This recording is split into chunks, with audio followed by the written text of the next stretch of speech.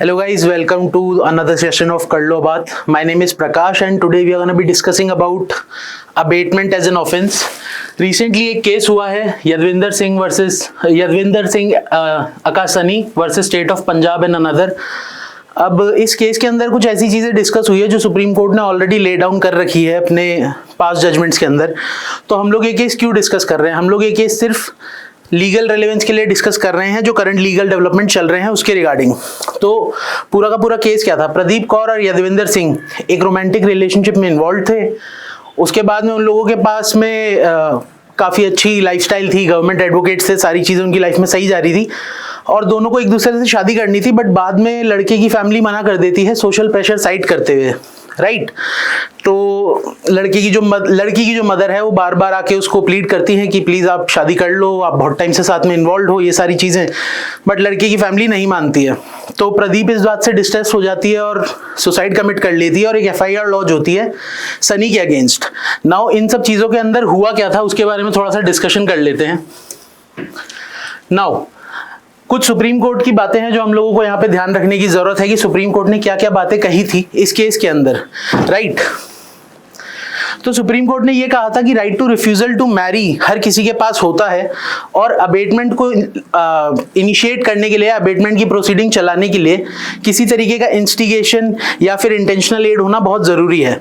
अब उस emotional distress और हार्ट ब्रेक के अंदर जो भी डिसीजन लिए गए हैं उसको इंस्टिगेशन के एम्बिट में लाने के लिए एक्टिव एक्शन होने की बहुत ज़रूरत है, जो कि सनी ने लिए हो टूवर्ड्स प्रदीप, जो कि नहीं था इस केस के अंदर. तो सुप्रीम कोर्ट का ये बेसिकली कहना था कि मेंस रिया यहाँ पे इन्वॉल्व नहीं है और जब मेंस रिया इन्वॉल्व नहीं है तो आप अबेटमेंट के चार्जेस लगा के ट्रायल के ऊपर नहीं चला सकते हैं किसी भी इंसान को. अगर आप चलाते हैं तो उसका फंडामेंटल राइट हैम्पर हो रहा है कॉन्स्टेंटली. तो सुप्रीम कोर्ट ने बेसिकली ये बात बोली कि ये सारी की सारी जो ट्रायल प्रोसीडिंग्स हैं इन सबको खारिज किया जाए और आगे कोई भी ट्रायल कंटिन्यू नहीं किया जाएगा और सेट असाइड कर दिया हाई कोर्ट के ऑर्डर को. नाउ मूविंग फॉरवर्ड हम लोगों को केस के बारे में कुछ जानने की जरूरत नहीं है, बिकॉज ये एक एस्टैब्लिश्ड लीगल प्रिंसिपल है कि अगर आप प्राइवेट चीजों को किसी भी एम्बिट से एक ऑफेंस के एम्बिट के अंदर लाना चालू कर देंगे तो बहुत सारी प्रॉब्लम्स होनी चालू हो जाएंगी. लीगल ऑफेंसेस का एक बहुत स्ट्रिक्ट दायरा होता है. अगर उस स्ट्रिक्ट दायरे के बाहर हम लोग जाते हैं तो वो प्रॉब्लम्स क्रिएट करता है हमारी फंडामेंटल राइट्स के साथ. तो अबेटमेंट एज एन ऑफेंस को हमको समझने की जरूरत है कि होता कैसा है. तो let's discuss about that. Now when it comes to abetment, तो अबेटमेंट अपने आप में कोई ऑफेंस नहीं है. अबेटमेंट होता क्या है? अबेटमेंट ये होता है कि आपने कोई एक्ट किया, मैं किसी का मर्डर करना चाहता हूँ, ए का मर्डर करना चाहता हूँ, ए को मैंने चक्कू मारा पर ए मरा नहीं, राइट. तो अब ये किस श्रेणी में आएगा? ये अटेम्प्ट के अंदर आ जाएगा. यानी ऐसे ऑफेंसेस जो पूरे नहीं हो पाते, जिनका कमीशन पूरा नहीं हो पाता, लेकिन अटेम्प्ट तो अपने आप में एक ऑफेंस है. तो किस तरीके की चीजें डिस्कस करेंगे हम लोग इसके बारे में थोड़ा सा जानेंगे. अटेम्प्ट भी एक अबेटमेंट है बट अटेम्प्ट अपने आप में एक ऑफेंस भी है. ये सारी चीजें हल्के हल्के में समझेंगे. तो अपने आप में कोई ऑफेंस क्रिएट नहीं करता. पर्पस क्या है? पर्पस ये कि हाफ बेक ऑफेंसेस जो होते हैं, जो पूरे नहीं होते हैं, वो अगली बार ना हो पाए, इसलिए उस इंसान को जो एग्रेसर बन सकता है पोटेंशियली, उसको अभी ही रोक लिया जाए. ये अबेटमेंट का कोर पर्पस है, राइट. नाउ 3 टाइप के अबेटमेंट एग्जिस्ट करते हैं, राइट. सबसे पहला क्या है? Abetment by instigation. अगर आप इसके बारे में जानेंगे तो आपको ये समझने की जरूरत है कि किसी भी तरीके का इंस्टिगेशन क्या होता है? किसी तरह से बात करना जिसमें ये 5 की फैक्टर्स इन्वॉल्व हो. 5 में से कोई भी, ऐसा नहीं कि सारे इन्वॉल्व होने चाहिए. Provocation, persuasion, active suggestion, enticement and encouragement. अब ये सारे के सारे एलिमेंट्स अलग होते हैं अपने आप में. जैसे प्रोवोकेशन का मतलब होता है इंटेंशनली ट्रिगर करना स्ट्रॉन्ग एंड हार्मफुल रिएक्शन को. परसुएट होता है कि बार बार बोलना. एक्टिव सजेशन होता है कि भैया मेरे को कोई पूछ रहा है कि मेरे को उसका खून कर देना चाहिए क्या, और मैं बोलूं हाँ बिल्कुल कर देना चाहिए, वो डिजर्व करता है. ये एक तरीके का एक्टिव सजेशन है जो उसके अंदर की फीलिंग्स को ऑलरेडी आग, जो चिंगारी है उसको ऑलरेडी आग दे रहा है, राइट. और एंटाइज क्या करता है? पुश करना. किसी को कोई मारना चाह रहा है, मैं उसको किसी तरीके से बता रहा हूँ कि नहीं तू कर दे, कैमरा नहीं है, ये नहीं है, वो नहीं है. एक हल्का सा पुशीनेस दिखाना, डायरेक्टली नहीं बोलना, राइट. और एनकरेज करना तो आप समझ ही रहे हैं. एनकरेज का मतलब होता है स्ट्रांगली पुश करना किसी चीज को लेके. बट अब इस चीज को आप समझेंगे कैसे कि कोई चीज एनकरेजमेंट है या नहीं है. जैसे फॉर एग्जाम्पल आप आके मुझे बोलते हैं कि सर मैं तो चाहता हूं ना कि मैं ए का खून कर दूं, और मैं बोलूं भाई तुमको जो करना है करो, मेरे को इसके अंदर इन्वॉल्व मत करो. तो ये अबेटमेंट की श्रेणी में आएगा या नहीं आएगा? बहुत प्रैक्टिकली बता रहा हूं, नहीं आएगा, क्योंकि सारी चीजें अबेटमेंट की श्रेणी में नहीं आ सकती। तो आ क्या सकता है? आ सकता है ये चीजें जो यहां लिखी हुई है, the test of reasonability which is based on की रीजनेबली प्रूडेंट मैन एक पर्टिकुलर टाइम पे किस तरीके से बिहेव करता है। रीजनेबली प्रूडेंट मैन क्या करेगा? किसी सिचुएशन को देख के देखेगा, समझेगा, उसके बेसिस पर डिसीजन लेगा। तो ऐसा नहीं है कि कोई भी कैजुअल एक्शन जो आप कर रहे हैं उसको अबेटमेंट की श्रेणी में काउंट कर लिया जाए। उसके लिए एक रीजनेबली प्रूडेंट मैन को ये लगना चाहिए कि आपने जो बोला है वो अपने आप में एक तरीके का इंस्टिगेशन है, right. Moving forward, second type of abetment क्या होता है? कॉन्स्पिरेसी। अब अबेटमेंट टू कॉन्स्पिरेसी अपने आप में ट्रिकी है, ऑब्सोलीट है, आपको इसको समझने की जरूरत बस इतने से पे है कि कॉन्स्पिरेसी का अपने आप में एक नया ऑफेंस बन चुका है। तो अबेटमेंट टू कॉन्स्पिरेसी क्या था? अबेटमेंट टू कॉन्स्पिरेसी ये था कि अगर ए ने बी को मारने के लिए, ए और बी ने सी को मारने के लिए किसी तरीके का एग्रीमेंट किया है, राइट, और वो लोग चाकू लेके ऑलमोस्ट उसके घर तक पहुंच गए हैं, घंटियां वंटियां बजा रहे हैं, बट बाद में देखते हैं लॉक लगा हुआ है। अब इस सिचुएशन में क्या हुआ? इस सिचुएशन में हुआ ये कि ए और बी ने एक एक्टिव एक्ट किया है बियॉन्ड प्रिपरेशन, चाकू गन जो भी था उसके बियॉन्ड एक एक्ट किया है, यानी कि उसके घर तक चले गए हैं। अब वो हो नहीं पाया, वो अलग बात है। पहले जो क्रिमिनल कॉन्स्पिरेसी होती थी वो अबेटमेंट में इस तरीके से काउंट होती थी कि एक्टिव एक्ट बियॉन्ड प्रिपरेशन होना चाहिए, लेकिन अब ये चीज हट चुकी है। क्रिमिनल कॉन्स्पिरेसी का जो बेसिक कॉन्सेप्ट है वो ये है, जो कि अपने आप में एक अलग ऑफेंस है जो अबेटमेंट के अंडर नहीं आता है। उसके अंदर बेसिकली ये चीज होती है कि आपको ये समझने की जरूरत है, जहां पे एग्रीमेंट हुआ ए और बी के अंदर कि मैं और तुम मिलके सी को मार देते हैं, ये एग्रीमेंट इटसेल्फ, यहां एग्री करना ही ऑफेंस हो गया क्रिमिनल कॉन्स्पिरेसी का, आगे एक्शन की जरूरत नहीं है। तो ये वाला जो काइंड ऑफ अबेटमेंट है अपने आप में ऑब्सोलीट है, बट अगर ऐसा कुछ सिचुएशन होता है कि कॉन्स्पिरेसी के बियॉन्ड चले गए आप, तो फिर आप पे ये धारा लग सकती है, तो इसको हटाया नहीं गया है, राइट। नेक्स्ट ये है अबेटमेंट बाय इंटेंशनल एड। अब मान लीजिए कि ए बी का मर्डर करके भाग रहा है और आप बाहर ही खड़े थे और आपको दिखता है कि वो लंगड़ा रहा है, तो आप हेल्प करने के लिए उसको बोलते हैं गाड़ी में बैठ जाइए, मैं हॉस्पिटल तक छोड़ देता हूं। तो क्या आपने उसकी इंटेंशनल एड में हेल्प की है? किसी तरीके से हेल्प की है उसकी, कि आपने मर्डर फैसिलिटेट किया है? ऐसा कुछ हुआ तो नहीं है, आपको पता नहीं था। तो इतना सा ही डिफरेंस आपको समझने की जरूरत है। इंटेंशनल एड का मतलब यहाँ पे जो टर्म यूज हो रखा है ये इंटेंशनल, ये कहना क्या चाह रहा है? ये कहना चाह रहा है कि आपको पता था कि जो अक्यूज्ड है या जो एग्रेसर है वो किस तरीके के एक्शंस लेने वाला है, और आपने वो एक्शन लेने में उस एग्रेसर की हेल्प की है किसी भी तरीके से। हो सकता है आपने बैंक चोरी करते टाइम पे गार्ड किया हो किसी गेट को, या फिर आप गाड़ी लेके बाहर खड़े हैं, या फिर आप इंश्योर करते हैं कि वो जिस टाइम पे वहां मर्डर के लिए पहुंचेगा आप गन लेके पहुंचेंगे, कोई भी तरीके की चीजें, राइट। तो ये सारी चीजें जो होती है अबेटमेंट बाय इंटेंशनल एड में आती है। तो ये तीन टाइप के अबेटमेंट होते हैं जो हमको समझने की जरूरत है, इंस्टिगेशन, क्रिमिनल कॉन्स्पिरेसी, और लास्ट हो जाता है हमारा इंटेंशनल एड।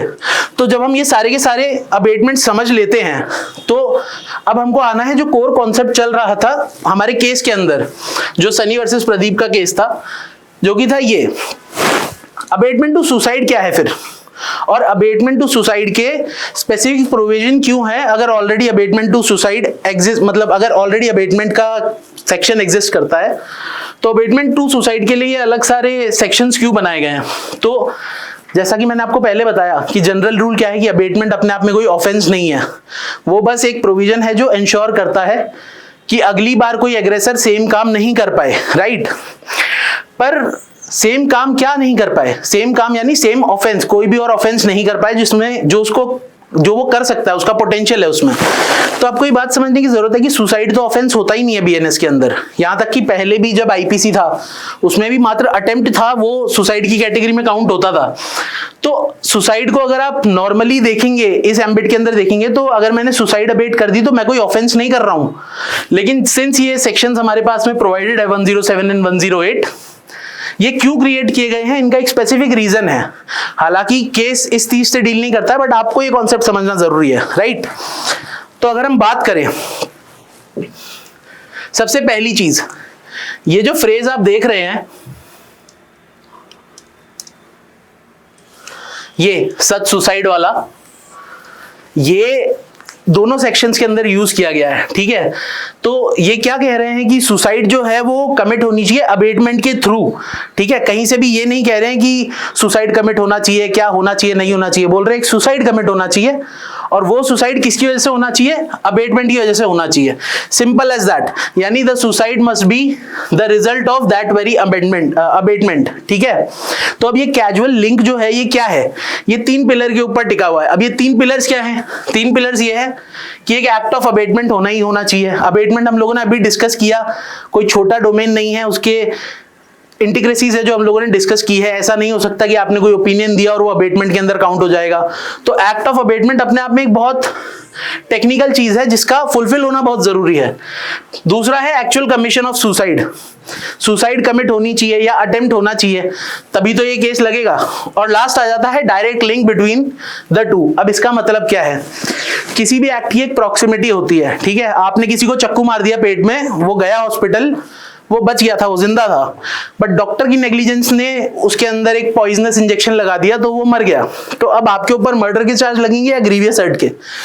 चार्ज आपके ऊपर इसलिए लगेंगे ग्रीवियस हर्ट के, बिकॉज आपका जो ये है ना direct link between the two, यानी कि आपका जो एक्ट था मर्डर करने के लिए था, बट आपका मर्डर नहीं हुआ था, सिर्फ ग्रीवियस हर्ट ही हुआ था और वो बच गया था। सिंस वो बच गया था तो वो बच चुका है, आपका ग्रीवियस हर्ट के अंदर वो सब आ चुका है, सारा का सारा एक्ट।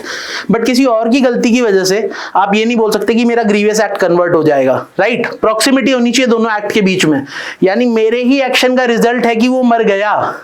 ऐसा नहीं होनी चाहिए मेरे एक्शन से घायल हो गया, हॉस्पिटल जाके कुछ नेग्लिजेंस में मर गया, नहीं। प्रॉक्सिमिटी इसको कहते हैं, राइट, जिसको कैजुअल लिंक रूल भी कहते हैं। Now if we move forward,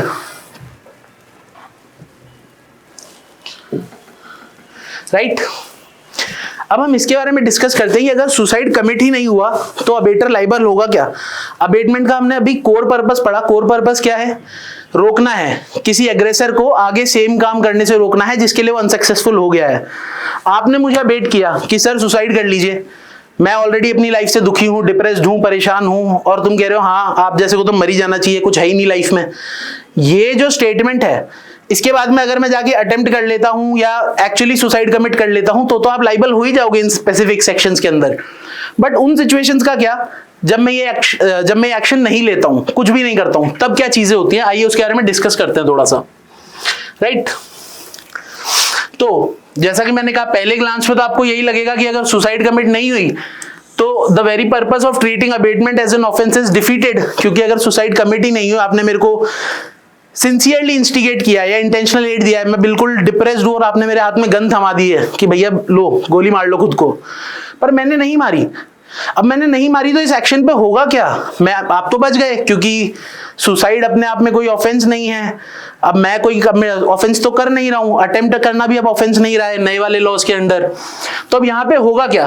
तो ऑब्जेक्ट जो है अबेटमेंट का वो ये है, punish an incomplete or half-baked offenses and prevent the accused from successfully committing the offense in future। तो कहीं ना कहीं आपको ये नहीं लग रहा कि जो ये सारा का सारा पर्पस है अबेटमेंट का, ये डिफीट होता जा रहा है अगर यहाँ पे मैंने खुद को शूट नहीं किया या अटेम्प्ट नहीं किया? तो अगर आप ये देखेंगे suicide is not an offence, तो ये जो सेक्शंस हैं ये एक्चुअल कमीशंस को पनिश करते हैं। तो इसके बारे में हम लोग जैसे जैसे डिस्कस करते जाएंगे, आगे जो डिस्कशन होगा उसमें आपको समझ आने लगेगा कि ये स्पेसिफिक सेक्शंस बनाने का रीजन क्या है। मेंटल एलिमेंट अब जाके ऐड होने लगा है, जहां पे अटेम्प्ट टू सुसाइड अब हम लोगों के लिए पनिशेबल नहीं है, तो सिचुएशन और कंसर्निंग हो जाती है। लेकिन ये जो एलिमेंट और ग्रे एरिया ऑफ लॉ है ये बहुत पहले डील हो चुका है, right.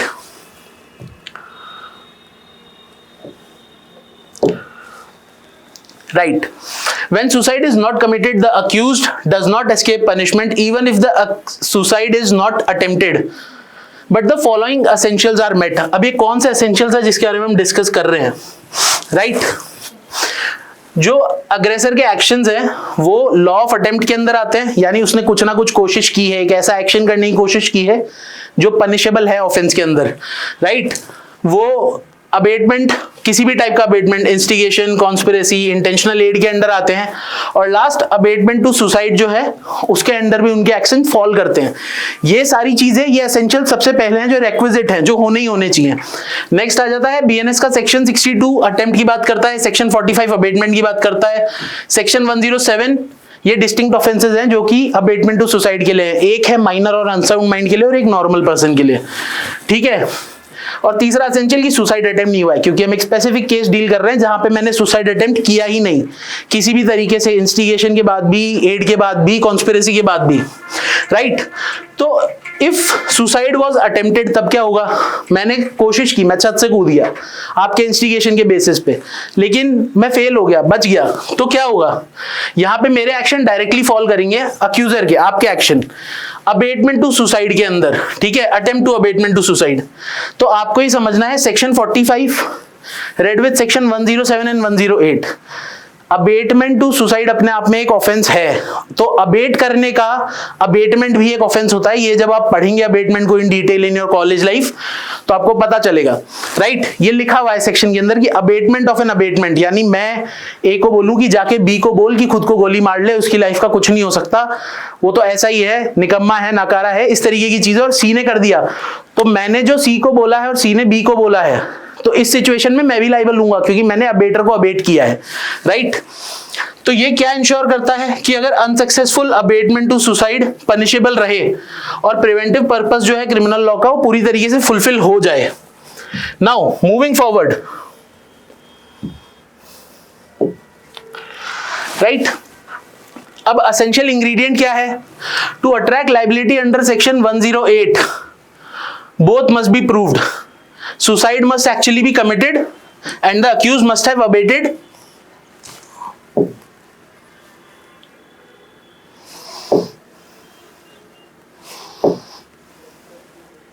the very suicide।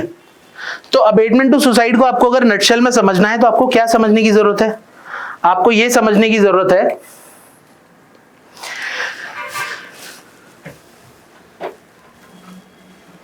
Yes तो suicide itself is not an offence, पर एक स्पेशल लॉ या प्रोविजन है सेक्शन 107 108 में कि अगर पनिश करने की जरूरत है इस तरीके के अबेटमेंट को, तब क्या होगा, तो उस सिचुएशन में आपको ये प्रूव करने की जरूरत है कि मैंने मेयरली अटेम्प्ट किया नहीं है, लेकिन उसके जो एक्शन थे वो पूरे के पूरे अबेटमेंट के अंदर फॉल हो रहे थे, यानी कि उसने इंटेंशनली आपको किसी तरीके से अबेट किया है और आपने वो एक्शंस नहीं लिए हैं। लेकिन यहाँ पे लाइबिलिटी किसके थ्रू आएगी, अटेम्प्ट के सेक्शन के थ्रू आएगी, यानी कि you will read section 62 along side section 107 and 108। ये है पूरा का पूरा केस अबेटमेंट का, और अबेटमेंट का एक ब्रीफ सा इंट्रोडक्शन। तो वो केस जो आप पढ़ रहे थे हम इनिशियली, उसके बारे में अगर हम एक लास्ट डिस्कशन करें तो क्या है, लास्ट डिस्कशन ये है कि सुप्रीम कोर्ट का ये कहना था कि कोई इंस्टिगेशन आप प्रूव नहीं कर पाए, यानी कि उसने कोई भी ऐसा एक्टिव एक्शन लिया है कि आपको सुसाइड की तरफ धकेला हो, या आप प्रूव नहीं कर पाए हैं।